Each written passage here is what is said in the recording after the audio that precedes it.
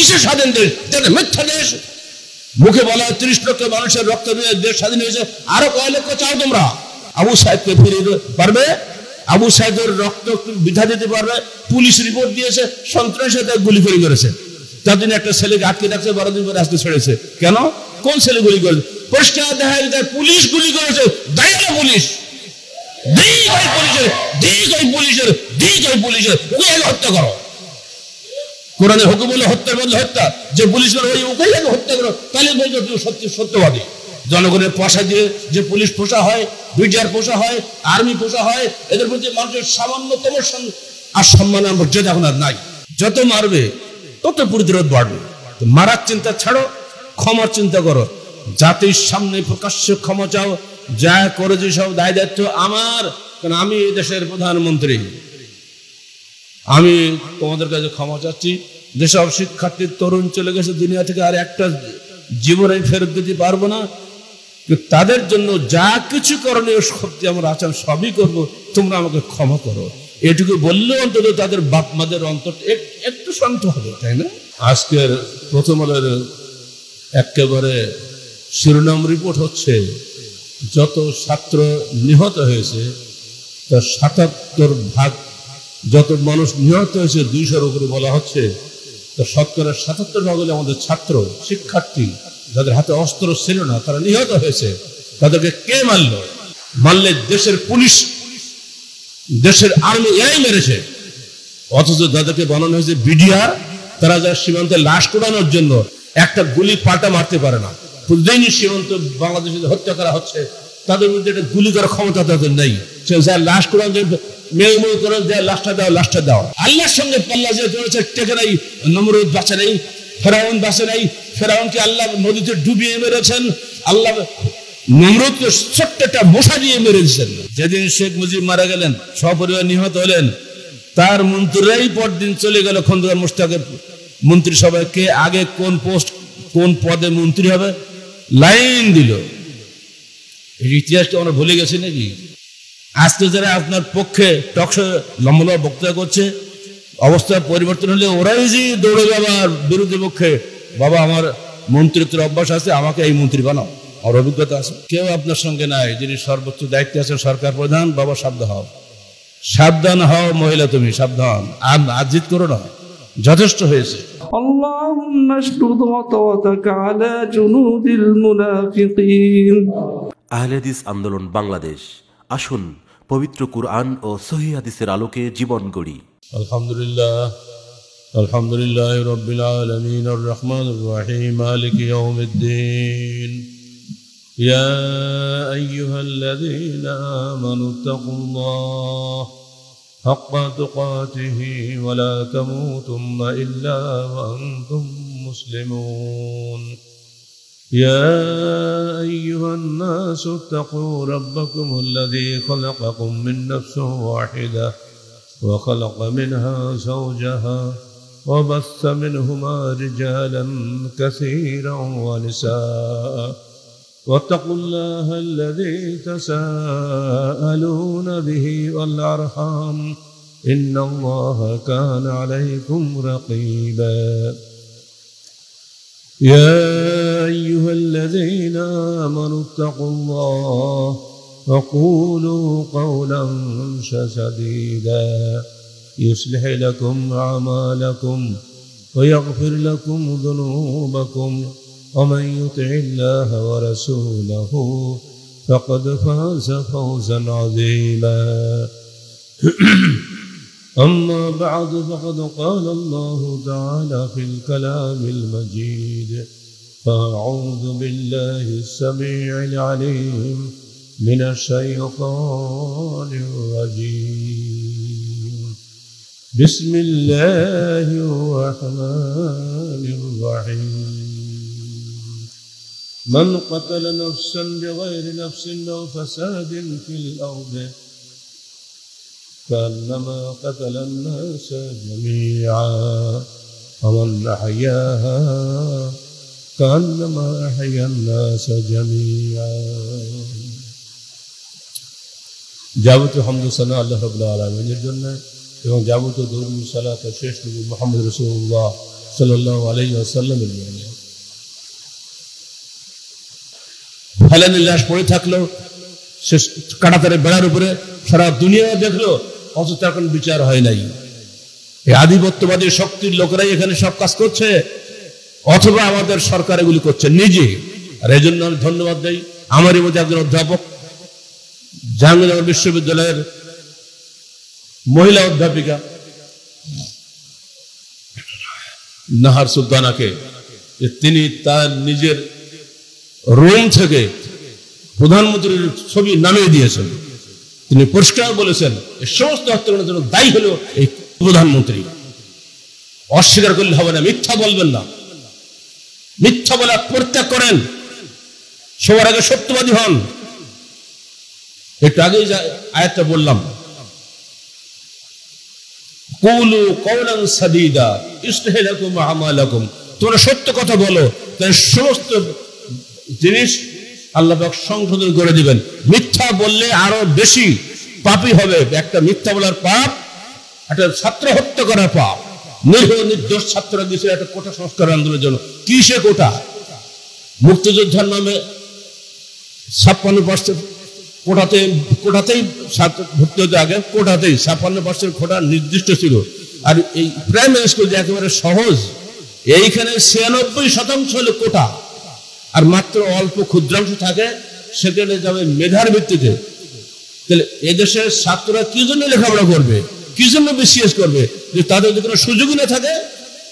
এই সত্য দাবি নিয়ে তারা এগিয়ে গিয়েছিল, একটা মাত্র দাবি নিয়ে। সেখানে গুলি করে পরে এখন 9টা দাবিতে পরিণত হয়েছে, যত গুলি করবে তত দাবি বাড়বে। কিন্তু চিরদিনের জন্য বাংলার ইতিহাসে এই প্রধানমন্ত্রী চিহ্নিত হয়ে থাকবে একজন মিথ্যাবাদী খুনি হিসাবে। সাবধান, এগিয়ে যাওয়ার চেষ্টা করো না। আমাকে মারবে এসে, আমি একজন বিশ্বের প্রফেসর, অত সহজে আমাদের জীবন চলে গেছে, আমরা মরবো। ৭৭ বছর বয়স চলতে তার বাঁচার দরকার নেই, কিন্তু মিথ্যার সঙ্গে আপোষ করতে রাজি নই। এখানে কিসের বাংলাদেশ, কিসের স্বাধীন দেশ? মিথ্যা দেশ। মুখে বলা 30 লক্ষ মানুষের রক্ত দিয়ে দেশ স্বাধীন হয়েছে, আরো কয় লক্ষ চাও তোমরা? আজকে ইন্টারনেট বন্ধ করে মনে করছে দুনিয়া জানতে পারবে না? দুনিয়া সবই দেখছে বাংলাদেশ একটা হত্যাকারী দেশ, বাংলাদেশ একটা সবচেয়ে বাজে দেশ। যে দেশ একদিন সম্মানের স্থানে ছিল, আমাদের 1 কোটির মতো ছেলেরা বিদেশে চাকরি বাকরি করে পেটের দায়ে সংসার চালায়, ওখানে চাকরি রেমিটেন্স পাঠায়। বিগত 10 দিনে সবচেয়ে কম রেমিটেন্স এসেছে এই মাসে, জুলাই মাসে, মাত্র $138 কোটি। তাদের বাচ্চা কাচ্চা না খেয়ে মরতেছে। আজকে যে মায়ের বুক খালি হয়েছে, যে বাপের বুক খালি হয়েছে, সে জানে মৃত্যুর ব্যথা কি। দুনিয়া ধ্বংস হয়ে যাচ্ছে, এরপরও বলা হচ্ছে আমরা কিছুই না, সব সন্ত্রাসীরা মেরেছে। কে সে সন্ত্রাসী? চিহ্নিত করো তাদেরকে। সেই সন্ত্রাসীদের মধ্যে এখনো কথা আছে যে হিন্দি ভাষা নাকি শোনা যাচ্ছে। হিন্দি ভাষায় কি বাংলাদেশে কথা বলে? কারা সেই হিন্দিওয়ালারা?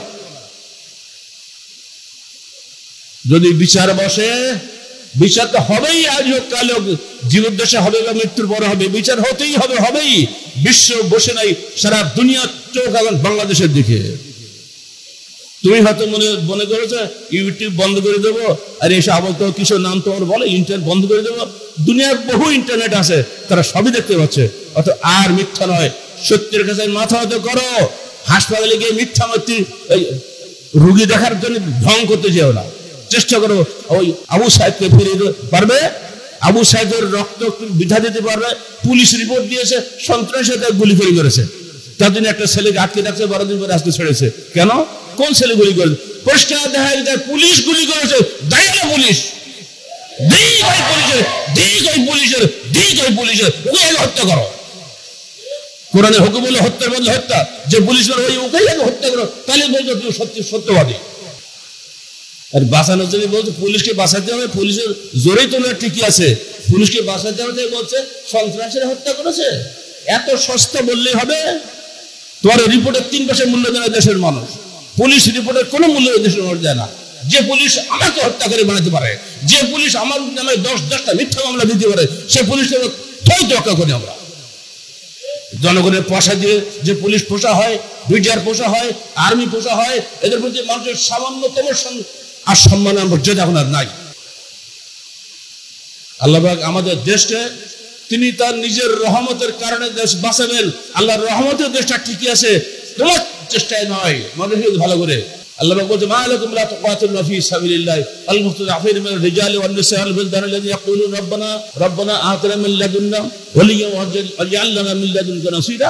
আল্লাহ বলছেন, হয়তো এখন আমরা শুনতে পাচ্ছি না, কোরআনে বলে দিয়েছে মানুষের হলো কি, সূরা নিসা 75 আয়াত, মানুষের হলো কি, তোমরা কেন যুদ্ধ করে যাচ্ছ না, কেন লড়াই করছো না? অথচ আল মুস্তাযআফিনা মিনার রিজাল, পুরুষ নারী দুর্বল শ্রেণী তারা কান্নাকাটি করছে আমার কাছে, আল্লাহ ওয়াজআল লানা মিন লাদুনকা ওয়ালিয়্যা, আল্লাহ তোমার পক্ষ থেকে তুমি নেতা পাঠিয়ে দাও, ওয়াজআল লানা মিন লাদুনকা নাসীরা, তোমার পক্ষ থেকে আমাদের সাহায্যকারী পাঠিয়ে দাও। আমরাও দোয়া করছি প্রাণ ভরে, হে আল্লাহ এই নেতা হটাও, নতুন নেতা পাঠিয়ে দাও। যে নেতা মানুষের জন্য কল্যাণ আনে, যে নেতা দেশের ইসলামের কল্যাণ বয়ে আনে, ওই নেতা পাঠাও, জালিম নেতা হটাও। আল্লাহ হটাবে, তোমার কিছু বলা লাগবে না। কোন ভাবে তুমি হটবে তুমি জানো না। পর্যন্ত বাইডেন বুশ বাড়াবাড়ি করেছিল, যেদিন সে অস্ত্রের চালান পাঠালো, অনুমোদন দিল হামাসকে হত্যা করার জন্য, তার পরদিন তার করোনায় ধরলো।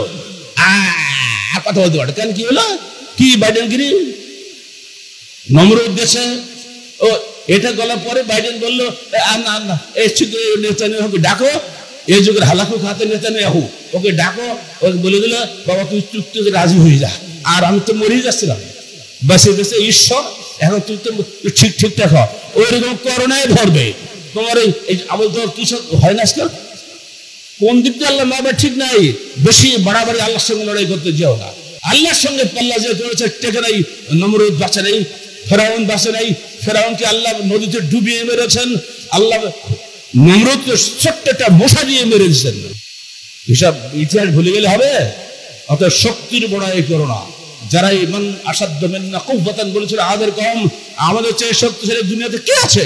এই অহংকার করার কারণে আল্লাহ পুরো আদ কমকে ধ্বংস করে দিয়েছেন। এই যে বৃষ্টি হচ্ছে না, 8 দিন বৃষ্টি আর 7 দিন একটা ঝড় ঝঞ্ঝা বইয়ে পুরো আদ কমকে আল্লাহ ধ্বংস করে দিয়েছেন। পড়ে দেখুন না আমপাড়া কোন নম্বর বৃষ্টির রহমতের, এই বৃষ্টি আল্লাহকে বহু জালেম করে ধ্বংস করে দিয়েছে। আর যে মুমতারুনা সাদের কম সালের কম যে জুলুম করতে করতে একেবারে চূড়ান্ত পর্যায়ে পৌঁছে গেছিল, তখন সেই সালের কমকে আল্লাহ পাক নবী সালেহ বলেন, সালেহ তোমার বাচ্চা কাচ্চা নিয়ে বেরিয়ে চলে যাও। হঠাৎ মেঘমালা এসে গেল, গরমে 3 দিন একটা ছটফট করেছে, লোক কোথাও যেতে পারে না। আজকে যখন ক্যালিফোর্নিয়া হচ্ছে দেখছেন আমেরিকা, ক্যালিফোর্নিয়া আগুন জ্বলছে না, আগুনকে করতে আসলো, চারিপাশে নদী, আগুন করতে আসলো। আল্লাহ এগুলো যুগে যুগে দেখিয়ে দিয়েছেন। আগুনে এসে 3 দিন এমন আগুন ক্যালিফোর্নিয়ার 5000 মানুষকে সরিয়ে দিয়েছে, এসি মেসি সব শেষ, পুরি পুরি সব ছাপ হয়ে গেছে। তো আল্লাহ পাক সেই আগুনে 3 দিন ধরে ওদেরকে পোড়াইছেন, ছটফট করেছে, কোথাও যাও কোথাও যাও, কোন পাত্তা পায় না। হঠাৎ দেখা গেল মেঘ এসে গেছে, মানুষ দৌড়িয়ে সেই মেঘের তলা চলে গেল। লোকেরা বললো হাজা আর যে মমতারুনা, এই যে আসছে মেঘ আমাদেরকে বৃষ্টি বর্ষণ করাবে। এবার সমস্ত জালেমরা ওই মেঘের তলায় হাজির হলো। এইবার আল্লাহর পক্ষ থেকে হুকুম হলো, মেঘ তুমি আগুনে পড়ে দাও, সবগুলো পুড়িয়ে শেষ করে দাও। একটাও বাঁচেনি, ওই মেঘ আগুন হয়ে গেল, সব ধ্বংস হয়ে গেল। ইতিহাস ভুলে গেলে হবে? কারাগারে বসে কোন সাবজেক্ট খুঁজে নেবে, নবীদের কাহিনী লিখেছিলাম, কারণ আমার খাতা আর কলম নিয়ে যেত, 1 মাস ধরে দেখতে মৌলবীদের দিয়ে উনি কি লিখলো, আবার পরে বলতে বলতে বলতে বলতে ফিরিয়ে দিত।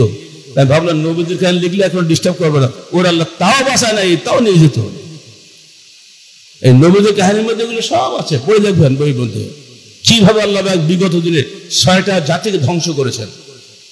বাংলাদেশ ধ্বংস হবে নেতাদের কারণে, নেতারা ধ্বংস হলে তো দেশ ধ্বংস হয়, সাধারণ মানুষের কিছু হয় না। আল্লাহ নেতাদেরকে উপরে, নেতাদের কারণেই দেশটা ধ্বংস করে দেয় না। অতএব নেতাদের বলছে সাবধান হয়ে যাও।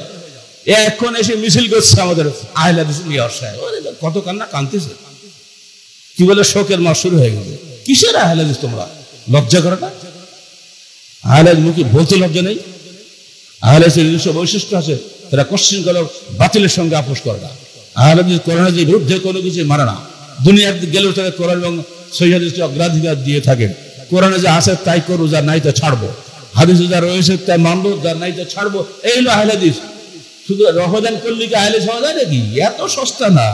বাতিলের সঙ্গে 1 মিনিটের জন্য আপোষ করা চলে না। যদি সে নিজেকে আহলে হাদিস বলে তাকে অবশ্যই আপোষহীন হতে হবে, আপোষকামী হওয়া চলবে না। জীবনের প্রতিটি ক্ষেত্রে, একদিন 5 দিন না, শুধু জুমার সময় না, সব সময়।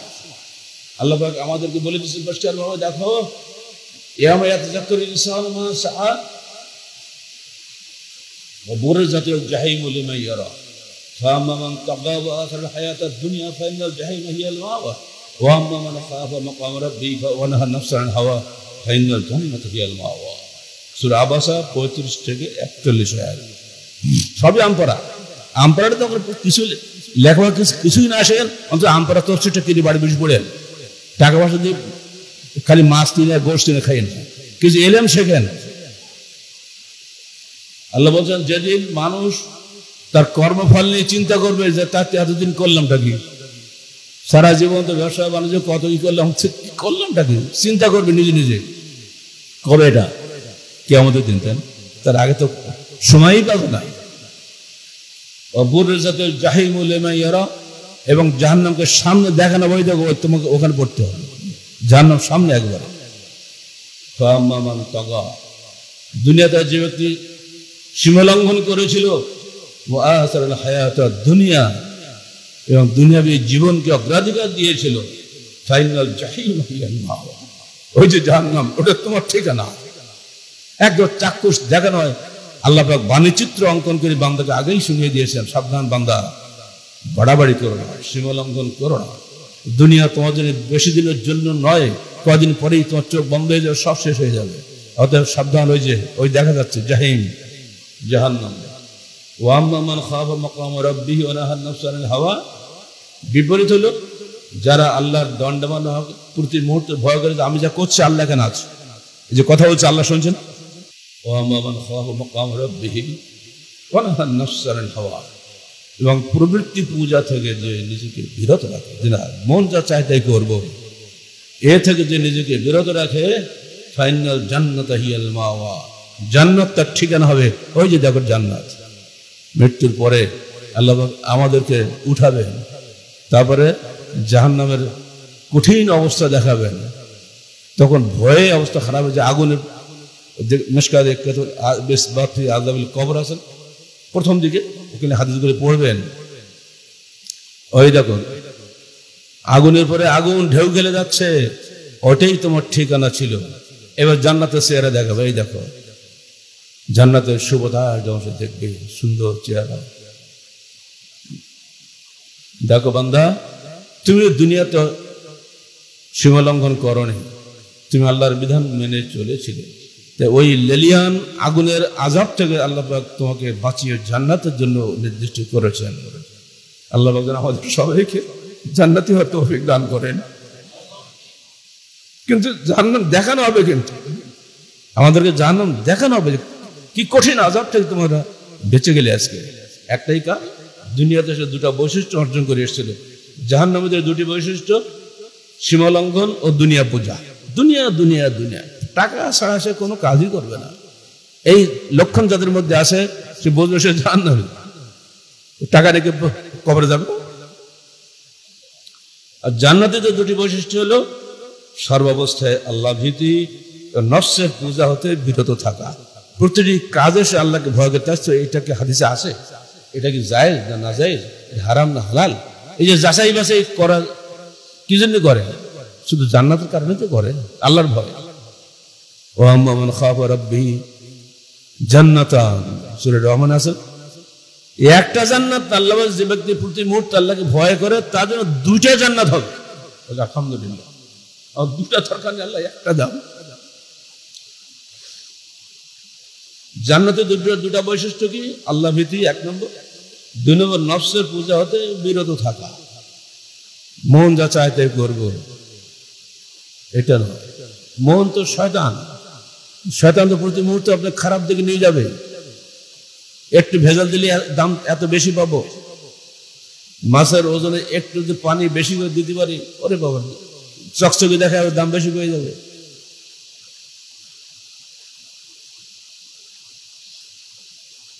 তাফসীর 30 দিন পরে পড়বেন,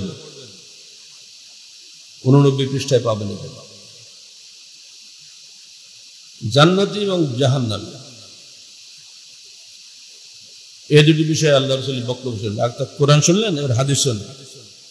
আর হারিস ইবনে ওয়াহাব قال قال رسول الله বলেন সাল্লাল্লাহু আলাইহি ওয়াসাল্লাম বলবেন, যত বলেন 10টা নেকি 10টা গুনাহ ঝরবে, 10টা মর্যাদা বৃদ্ধি পাবে। সাল্লাল্লাহু আলাইহি ওয়াসাল্লাম বলছেন কৃপণতা করবেন না। আর হারিস ইবনে ওয়াহাব বলছেন রাসূলুল্লাহ সাল্লাল্লাহু আলাইহি ওয়াসাল্লাম একদিন আমাদেরকে বললেন, আলা উখবিরুকুম বিআহলিল জান্নাহ, আমি কি তোমাদেরকে জান্নাতবাসীদের সম্পর্কে খবর দেব না? শুনে রাখো, কুল্লু যায়িবিন মুতাযাআফিন, প্রত্যেক দুর্বল এবং যাদেরকে দুর্বল করা হয়েছে হামাস দ্বারা আজকে, তাদেরকে দুর্বল, তারা আদৌ দুর্বল নয়, তাদেরকে দুর্বল করা হয়েছে, তাই না? প্রতিদিন বোমা মারছে, সমানে মানুষ মরছে, এর মধ্যে দেখা যাচ্ছে মহিলারা কোরআন পড়ছে। আহা, কল্পনা করা যায়? বাচ্চা কোলে রক্ত ঝরছে, বাবা যাচ্ছে লাশের কবর দিতে, হঠাৎ বোমা পড়লো, বাবা এবং সন্তান দুজনেই কবরে চলে গেল। কিন্তু কোরআন ছাড়ছে না মহিলারা, কোরআন পড়ছে। কোরআনই একমাত্র সান্ত্বনা। আল্লাহ বলছেন ভয় নাই, ভয় নাই, তোমরা শহীদ হয়ে যাচ্ছ, যদি মরো জান্নাত, আজ বেঁচে থাকো তোমরা গাজী। তাদের নেতা ইসমাইল হানিয়াকে মেরে দিল, তার ইতিপূর্বে তার 3টা মেয়েকে হত্যা করেছে। আমি ভাবছি ছেলে বলে কিছু নাই, আলহামদুলিল্লাহ তার একটা বীর সন্তান বেঁচে আছে। এখন ছেলে বলেছে বাবার রক্তের প্রতিষ্ঠা আমি নেব, কারো দরকার নাই। আবার যুদ্ধ শুরু হয়ে গেল নতুন করে, কিসে কোথায় যাবে আল্লাহ জানে। নতুন জিহাদের পটভূমি তৈরি হয়ে গেছে সেখানে। যত মারবে তত প্রতিরোধ বাড়বে। মারার চিন্তা ছাড়ো, ক্ষমার চিন্তা করো।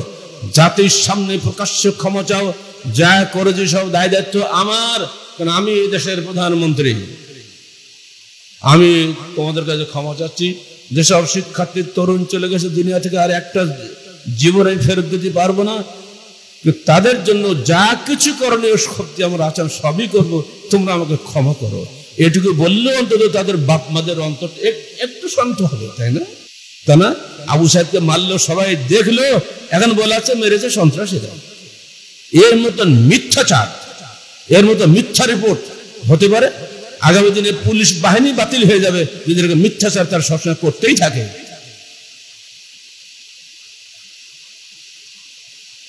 জয়ীব মুতাযাআফ, যারা দুর্বল এবং দুর্বল করা হয়েছে, এটা হলো জান্নাতীদের দুনিয়াবি লক্ষণ। লাউ আকসামা আলাল্লাহ লাআবারহু, যদি তারা আল্লাহর নামে কসম করে আল্লাহ তাকে মুক্তি দিয়ে দেন। এই জন্য দেখছে ওরা গাজার মহিলারা কিভাবে কোরআন পড়ছে বোরকা পরে, আহা দেখলে এত মায়া লাগে। তারা মরছে, মৃত্যুর কোনো ভয় নাই, তারা মৃত্যুকে স্বাগত জানাচ্ছে। যখন আমি নওগাঁ কারাগারে ছিলাম, তোর কুয়েত থেকে একটা পত্রিকা বের হয়, সে পত্রিকা ছেলেরা আমাকে পাঠিয়েছিল, আরবি পত্রিকা। সেখানে দেখলাম 90 সালে কথা, এটা দৈনিক মৃত্যুর মিছিলের মধ্যে গাজায় 40,000 ছেলে মেয়ে হাফেজ হয়েছে। চিন্তা করতে পারেন? আমরা তো আরামে খাচ্ছি ঘুমাচ্ছি, আমরা হাফেজ হতে পারি না। হাফেজের যে মর্যাদা আল্লাহর কাছে আছে, সেই মর্যাদার কারণ নাই। এই জন্য আমি নিজে সবসময় দুঃখ করি, আমি কেন হাফেজ হলাম না? কারণ আমার আশপাশে কোনো প্রতিষ্ঠান ছিল না, হাফেজ হওয়ার পরিবেশ লাগবে তো, সে পরিবেশ ছিল না বলে আমি হতে পারি নাই। কিন্তু কারাগারে গিয়ে 38 বার কোরআন খতম করেছি, অর্ধেক কোরআন আমার হেফজ এমনি হয়ে গেছে। কিন্তু হাফেজের মর্যাদা কি? আল্লাহ পাক বলবেন কি আমাদের, হে হাফেজ কোরআন পড়তে যাও, কোরআন পড়তে থাকো, পড়তে পড়তে একেবারে যেখানে যে শেষ হবে ওইখানে তোর মর্যাদা শেষ হবে। সুবহানাল্লাহ, এত উচ্চ মর্যাদা কারো হবে না। হাফেজের বাপ মারও ঠিক একইভাবে মর্যাদা বাড়বে। আমাদের কি মর্যাদা? তোমরা যে ছেলেকে হাফেজ করেছিলে, হাফেজ করার জন্য তাকে চেষ্টা করেছিলে, এজন্য ওই ছেলের সঙ্গে তোমাদের মর্যাদা বৃদ্ধি হয়ে গেল। আল্লাহ পাক এই মর্যাদা অধিকার আল্লাহ আমাদেরও করেন। আমার এই ছেলে, আমাদের ছেলেকে আমরা হাফেজ করিয়েছি, এটা কিন্তু দারুণ একটা নেকির কাজ। যতই তুমি জুলুম করো, মুসলমান ছেলে হাফেজ হবেই হবেই হবেই, কেউ ঠেকাতে পারবে না। কোরআন হলো একমাত্র সান্ত্বনার স্থল। কোরআনকে বাদ দিয়ে মুসলমান এক পা বাড়াতে পারে না। কোরআনের চাইতে বড় সান্ত্বনা কোথাও নাই। আর কোরআন বুঝতে হবে আমাদের, আমরা বাংলা ভাষী, এজন্য আমরা কোরআনের বাংলা অনুবাদ এবং তফসির করে দিয়েছি। এখন আল্লাহ কদিন হায়াতে রাখবো জানি না, চেষ্টা চালিয়ে যে সবসময় কোরআনের খেদমতি আমরা সবসময় আছি। আপনারা চেষ্টা করবেন কোরআন পড়ার জন্য, কিছুই না বোঝেন সকালে না বুঝেও যদি কোরআন পড়ে তা তো নাকি ব্যাপার। প্রতি হরবে কত? 10 নাকি না? আর রমজানে তো 700 নাকি হিসাব নিকাশ নাই। আল্লাহ আমি নিচে দেবো, আমি আসছি, আমি তোমাদের নেকি দেবো, দেখি কোনো হিসাব নিকাশ নাই। না বুঝে পড়েন তাও ভালো, অনুধাবন করলে আরো ভালো, কোরআন অনুধাবন। এবার 2 নম্বর, আল্লাহ উখবিরুকুম বিআহলিন নার, আমি কি তোমাদেরকে জাহান্নামীদের সম্পর্কে খবর দিব না? কুল্লু উতুল্লিন জাওয়াজিন মুস্তাকবিরিন, বুখারী মুসলিম হাদিস। প্রত্যেক অন্যায় কাজের ঝগড়াকারী, আমাদের দেশের নেতারা অন্যায়ের পক্ষে ঝগড়া করছে না, কি সব দেয় আপনার টকশো নাকি কচু বলে, সেখানে যারা যাচ্ছে সব মিথ্যাবাদী, একেবারে ডাহা মিথ্যাবাদী। আর ও হেড একজন বসে আছে, এরাই অন্যায়ের পক্ষে ঝগড়া করছে। যতই বলো কেউ শোনে, দেখতে পাচ্ছে যে কে মারছে। জব্বাস, কৃপণ, নিজে পয়সা খরচ করে না। যেদিন শেখ মুজিব মারা গেলেন, সপরিবার নিহত হলেন, তার মন্ত্রীরাই পরদিন চলে গেল খন্দকার মোশতাকের মন্ত্রিসভায়, কে আগে কোন পোস্ট কোন পদে মন্ত্রী হবে লাইন দিল। এই ইতিহাসটা আমরা ভুলে গেছি নাকি? আজকে যারা আপনার পক্ষে টকশো লম্বা বক্তব্য করছে, অবস্থার পরিবর্তন হলে ওরাই যে দৌড়ে যাবার বিরোধী পক্ষে, বাবা আমার মন্ত্রিত্বের অভ্যাস আছে, আমাকে এই মন্ত্রী বানাও, আমার অভিজ্ঞতা আছে। কেউ আপনার সাথে থাকবে না, অতএব সাবধান। সেই সময়ের স্পিকার মালেক উকিল ওকালতি করেনি, কারণ উকিল তো লকব হয়ে গেছে। লন্ডন এয়ারপোর্টে নেমেই বলছে বাংলাদেশের ফেরাউনটা ধ্বংস হয়েছে। ইনি 2 দিন আগে তার নেতার প্রশংসায় গীত গাইতো না। স্পিকার মানে বোঝেন তো, সংসদের নেতা। যে জায়গায় নেতা মরেছে এইবার চলে গেছে, ও মরার সময় লন্ডনে যাচ্ছেন, বিমানে ছিলেন, নেমেই বলছে বাংলাদেশের ফেরাউনটা ধ্বংস হয়ে গেছে। আগে ছিল একেবারে নিজের লোক, এবার হলো ফেরাউন। অতএব কেউ আপনার সঙ্গে নাই, যিনি সর্বোচ্চ দায়িত্বে আছেন, সরকার প্রধান। বাবা সাবধান হও, সাবধান হও মহিলা, তুমি সাবধান। আর আজিদ করো না, যথেষ্ট হয়েছে। মুস্তাকবির, অহংকারী, আত্মম্ভরী, আমি এত বড়, আমি এ কন্যা সে কন্যা, গণতন্ত্রের মানুষ কন্যা, অগ্নিকন্যা, বঙ্গবন্ধু কন্যা, কন্যা মনে হবে না, কিছু লাভ হবে না। এই অহংকার বন্ধ করো। আত্মম্ভরী লোকদের কোনো রেহাই নেই। সবচেয়ে বেশি পাপী হবে বেনাফসি, যে ব্যক্তি আত্মম্ভরী, সেই সবচেয়ে নিকৃষ্ট হাদিসের ভাষা। এই বিষয়ে হাদিসগুলো শুনলাম, একটা হাদিস গেল, আরেকটা আসে। আন ইবনে মাসউদ قال قال رسول الله صلى الله عليه وسلم لا يدخل الجنه من كان في قلبه مثقال ذره من كبر, কখনোই ওই ব্যক্তি জান্নাতে প্রবেশ করবে না যে ব্যক্তির হৃদয়ে একটা জাররা পরিমাণ অহংকার আছে। فقال رجل, একজন লোক উঠে দাঁড়িয়ে বলল, হে আল্লাহর রাসূল, আমরা যদি ভালো জুতা পাই দেয়, নতুন জুতা, নতুন জামা গায়ে দেই, তো মনে একটু অহংকার অহংকার সৃষ্টি হয়, এটা কি অহংকার হবে? জবাব আসছে, ফকাল ইন্নাল্লাহ জামিল ইউহিব্বুল জামাল, আল্লাহ নিজে সুন্দর, তিনি সৌন্দর্য পছন্দ করেন।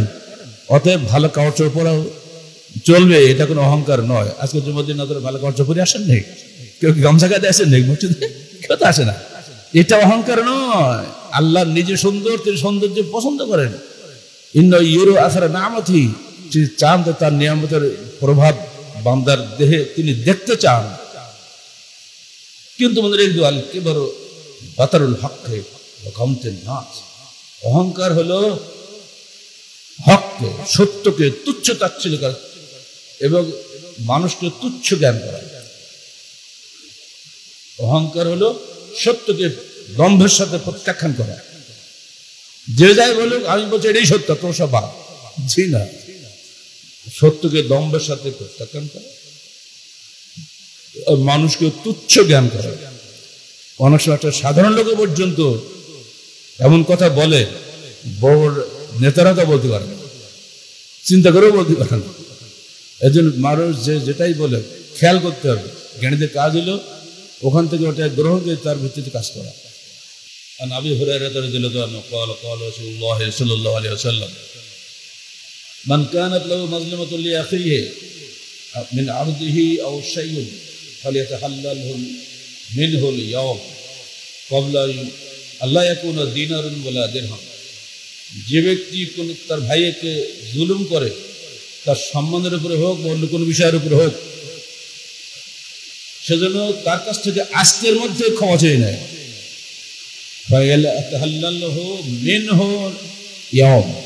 মানে আজকে যেদিন বলেছো ওই দিন তার হাত ধরে ক্ষমা চাই, বাবা আমি ভুল করে ফেলেছি, আমি আর ক্বাবলা লা ইয়াকুনা দিনারুন ওয়ালা দিরহাম, সেদিনের আগে যেদিন কোনো দিনার ও দিরহাম থাকবে না, অর্থাৎ কিয়ামতের দিনের আগে, মৃত্যুর পরে এখন না যেমন কিয়ামত হয়ে যেতে পারে। জানেন, ইন কানা লাহু আমালুন সালিহ ওয়াখাযা আমরুহু বিকদরি মাজলামাতিহি, সেদিন যদি যে ব্যক্তি গালি দিয়েছে তার যদি কোনো নেকি থাকে, ওই নেকিটা কাফারা হিসেবে নিয়ে নেওয়া হবে তার কাছ থেকে। তখন টাকা দিতে পারবো না, তো নেকিটা নিয়ে নেওয়া হবে। ওয়াইল্লাম ইয়াকুল্লাহু হাসানাতুন ওয়াখাযা মিন সাইয়্যাতি সাইলিহি ফাহুমিলা আলাইহি, আর যদি তার কোনো নেকি না থাকে, এবং খারাপ লোক তখন নেকি নাই, খালি বদ আর বদ, তাহলে তার ওই যে ব্যক্তি মজলুম তারও তো অনেক গুনাহ আছে না, সেই গুনাহগুলো সব নিয়ে তাকে দিয়ে দেবে। তাহলে দেখা যাবে ওই ব্যক্তির আমলনামে আর কোনোই গুনাহ থাকবে না, সে জান্নাতে চলে যাবে। অথবা ওই ব্যক্তির আমলনামে শুধু গুনাহই থাকবে, আমলে নেকি কিছুই থাকবে না, ফতরে হাফিন নয়, সে জাহান্নামে চলে যাবে। অতএব নেকির পাহাড় নিয়ে আপনি করেছেন, হজ করেছেন, উমরা করেছেন, সালাত আদায় করেছেন, জুম্মা পড়ে সবই করেছেন, কিন্তু অন্যায় করার কারণে আপনার নেকিগুলো সব নিয়ে নেবে ওই ব্যক্তি যার বিরুদ্ধে আপনি অন্যায় করেছেন। ফলে আপনার আমলনামা খালি হয়ে যাবে, আপনি হয়ে যাবেন নিঃস্ব। এই হাদিস, এই যে তিনটা মনে রাখবেন। আশা করি এটুকু আমাদের যথেষ্ট হবে, আরগুলো বাদ দিলাম। পবিত্র কোরআনের হুকুম আগেই বলছি, যে ব্যক্তি বিনা কারণে কোন রকম বিশৃঙ্খলা ছাড়াই কারোর উপরে জুলুম করে, হত্যা করে কাউকে, সে অবশ্যই কিয়ামতের দিন চরমভাবে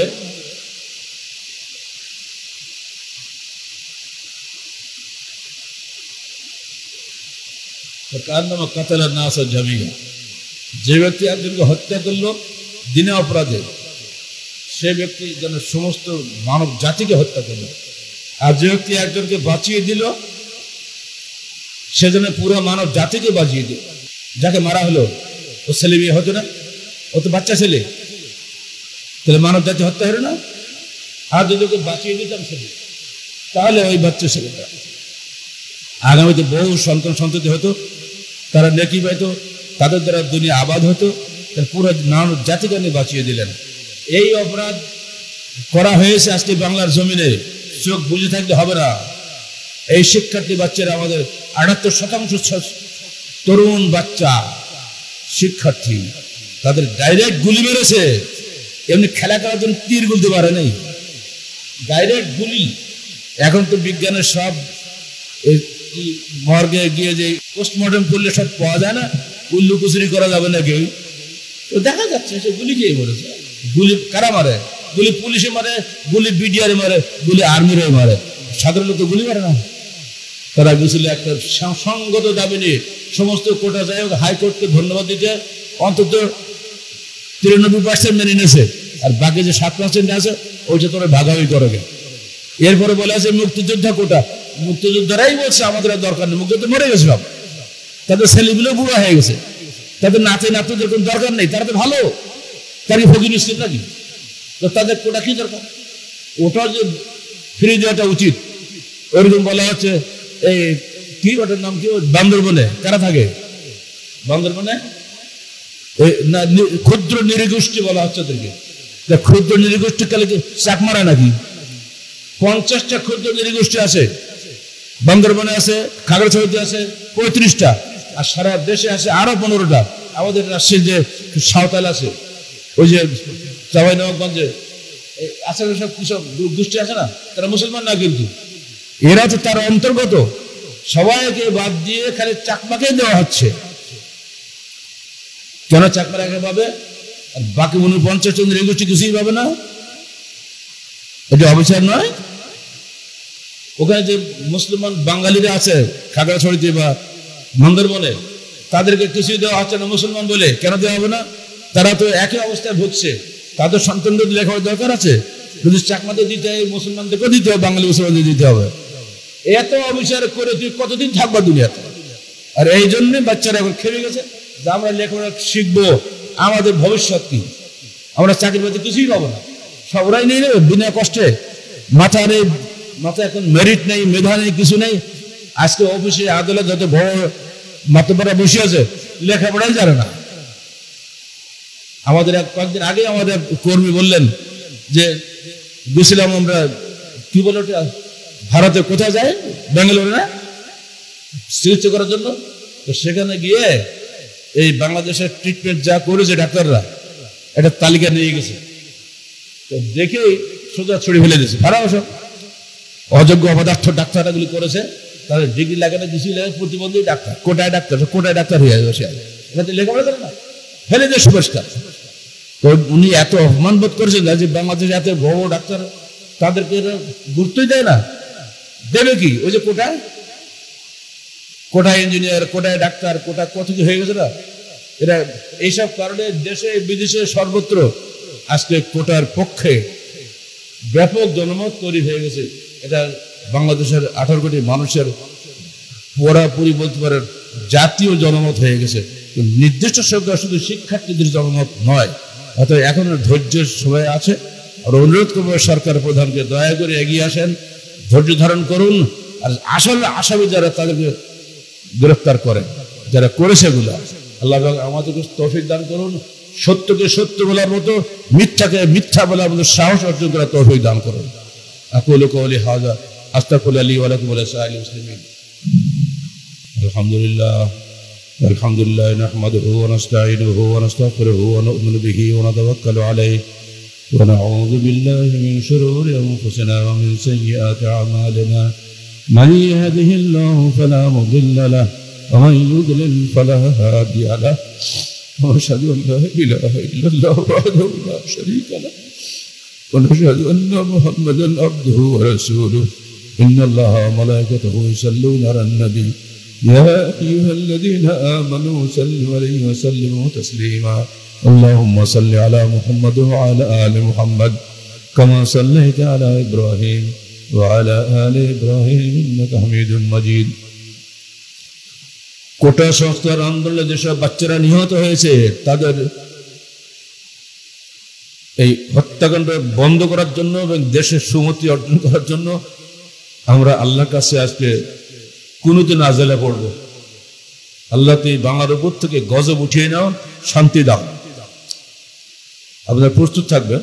রুকুর পরে কিন্তু ইমাম সাহেব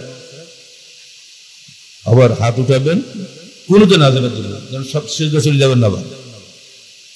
اللهم صل على محمد وعلى آل محمد كما صليت على إبراهيم وعلى آل إبراهيم إنك حميد مجيد اللهم بارك على محمد وعلى آل محمد كما باركت على إبراهيم وعلى آل إبراهيم إنك حميد مجيد اللهم انصر من نصر دين محمد صلى الله عليه وسلم واجعلنا منهم واخذل من خذل دين محمد صلى الله عليه وسلم ولا تجعلنا منهم عباد الله رحمكم الله إن الله يأمركم بالعدل والإحسان وإيتاء ذي القربى وينهى عن الفحشاء والمنكر والبغي يعظكم لعلكم تذكرون سمع الله لمن حمده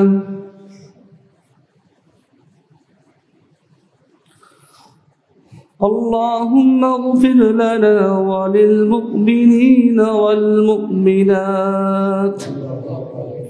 والمسلمين والمسلمات وألف بين قلوبهم وأصلح ذات بينهم وانصرهم على عدوك وعدوهم اللهم العن الكفرة الذين يصدون عن سبيلك ويكذبون رسلك ويقاتلون أولياءك اللهم خالف بين كلمتهم وزلزل أقدامهم وشدد شملهم ومزق جمعهم وفرق بنيانهم وأنزل بهم بأسك الذي لا ترده عن القوم المجرمين